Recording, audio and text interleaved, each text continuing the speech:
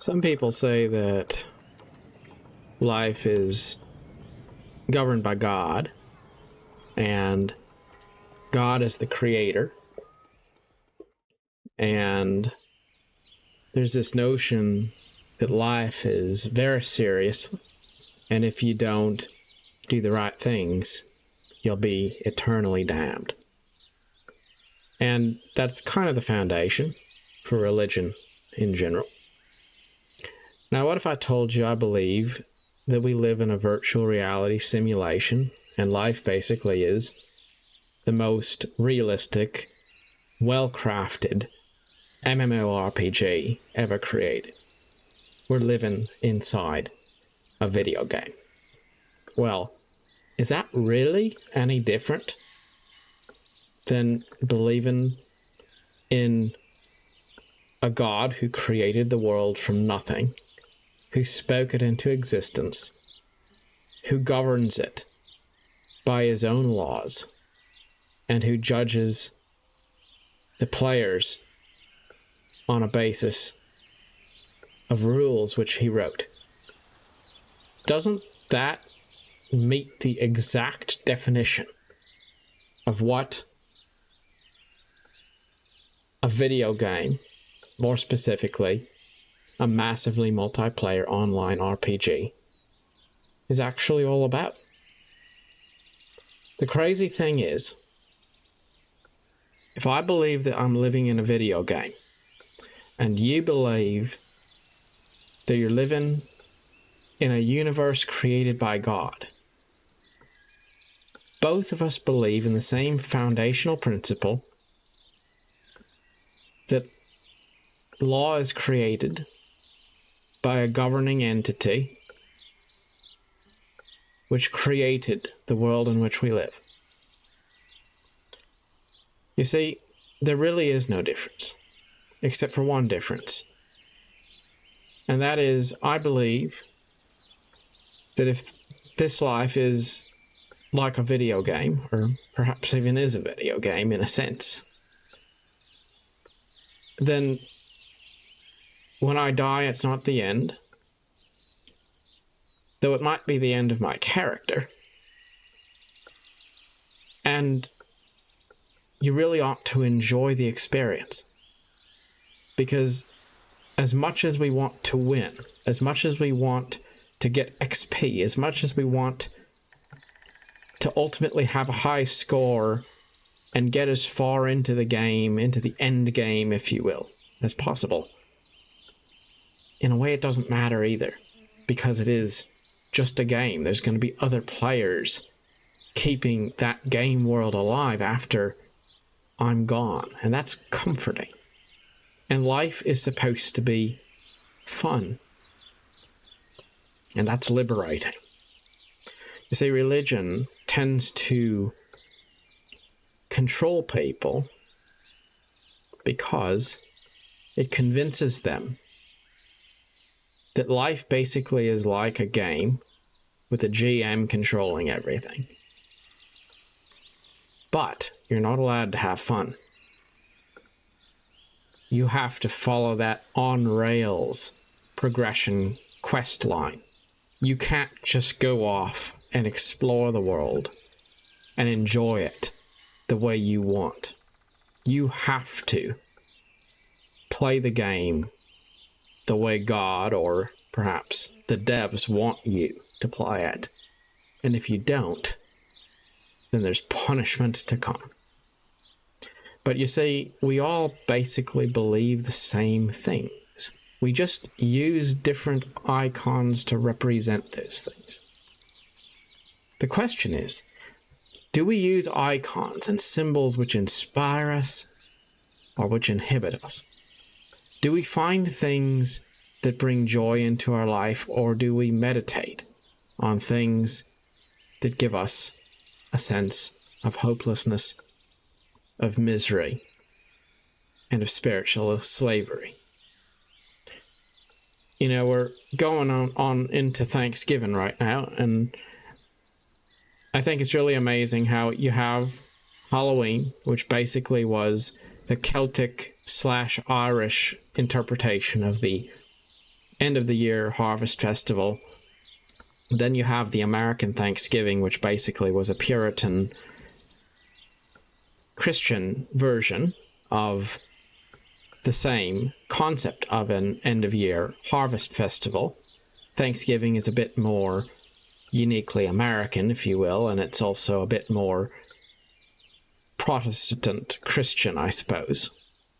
Maybe not even Protestant, but English, because Thanksgiving was basically started by people who'd come to America on the Mayflower from Plymouth in Britain. So you have these two interpretations, and people will say, well, Halloween is totally different than Thanksgiving, but is it really?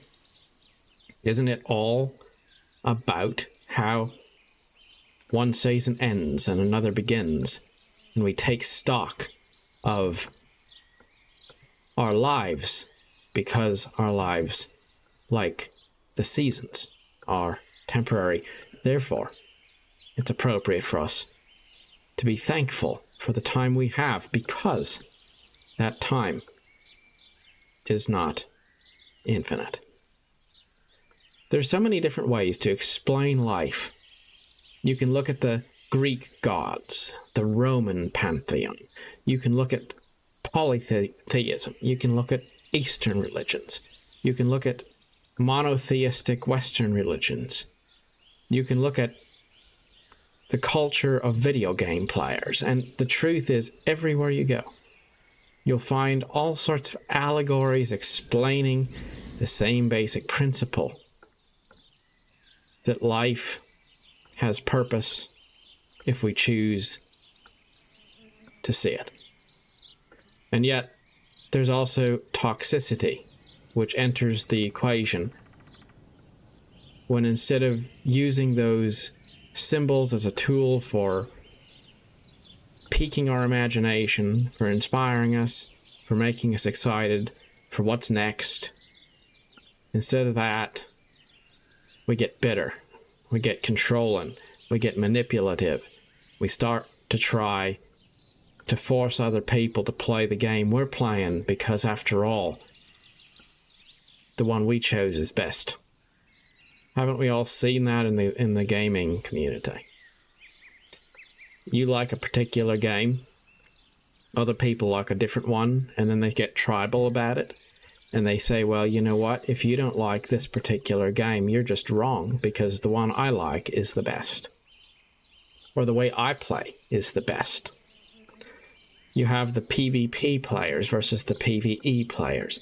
You have the cozy gamers playing things like Stardew Valley, and you have the competitive RTS game players like the ones playing Age of Empires, and there's all these rivalries in the community.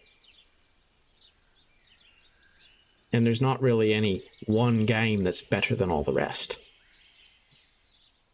Everyone reacts to media in their own unique way. Everyone has their own experience based on who they are.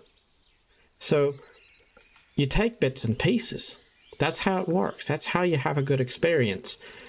And maybe you play one game one day and another one the next. Maybe you get a little bit of inspiration from one source of faith, and then you go and dabble in another one and you find something interesting there too. Maybe we could say that life is like a video game, or we could say that there's a lot of teachings in the Christian faith and the Muslim faith and Judaism and all of those things that we can also enrich our lives with. And that all boils down to this, you know, there's this saying that Carl Sagan once said. He said that we are a way for the universe to know itself. And the best way to discover things is by trying a lot of different possibilities, a lot of different combinations, to kind of, through trial and error, and through a diversity of different calculations and unique combinations, to make new deductions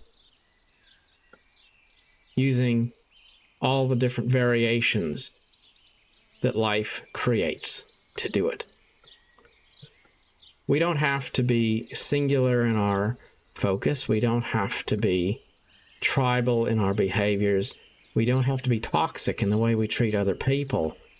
And it's okay to understand that even if we have different ways of explaining the world, we all share the same experience. And none of us, no matter how different our perspectives might seem, are really so different that we don't have something in common as well. That pragmatic approach is perhaps not common, but it is the key to finding peace in our lives. And as much as we might have a lot of common ground in the way we see the world, where we don't have common ground is in our ability to see good in other perspectives. And until you can accept that there is good to be found in other things, until you accept that life is meant to be enjoyed in its fullness, not filtered out on a basis of what you think the good parts are. Until we learn that lesson, we're going to be bitter and we're going to be frustrated because we're always going to feel like we're not in control enough. It's like a guy who wants his family to turn out right, so he tries so very hard to get them to do the right thing. And then, kids grow up and they go off and they do their own thing and, they mess up their lives royally. But are they really messing up their lives, or is that just their growth? Maybe that's just how it's supposed to be, But we always look and we think we got to get our hands around everything. We got to shape people into our image, and we got to really just kind of take the bull by the horns and be in charge. The more we try that, the more we try to evangelize our views onto other people, the more we just get so frustrated. And the more we let go of those things and see good in a lot of different perspectives, the more life starts to make sense, And maybe you don't even enjoy some parts of life. Sometimes a human experience can be very difficult. It can be painful. It can be frustrating. It can be frightening. I'm not going to tell you for a minute that somebody is going to go through their life and then we're going to see the end, The end credits start to roll. You realize your life is over and you're not going to be scared. You're not going to be uncomfortable. No, that's not true. We all have a desire to live. We all have a desire to stay young, stay healthy, be, rich and powerful and all those different things. And life has a way of busting a lot of those bubbles. Even when we're lucky and we win the lottery in life, we still get cut down in the end. So, yeah, life's sometimes hard. But you know what? It can also have a lot of peace in it. Because you can know, even when things don't feel like they're going your way, even when you're worried, even when you're unhappy about something, even when you feel like you're not having a good time, even when things seem like they're terrible, you can still know intellectually in your heart and your mind, you can know that life is still the way it's meant to be. And that's very, very comforting. As the Desiderata, a poem, says to close, whether it is clear to you or not, the universe is unfolding exactly as it should. Always remember that. Stay curious and be positive. And remember to enjoy your life, because after all, we are playing every day the greatest game ever made. Till next time, thank you for watching.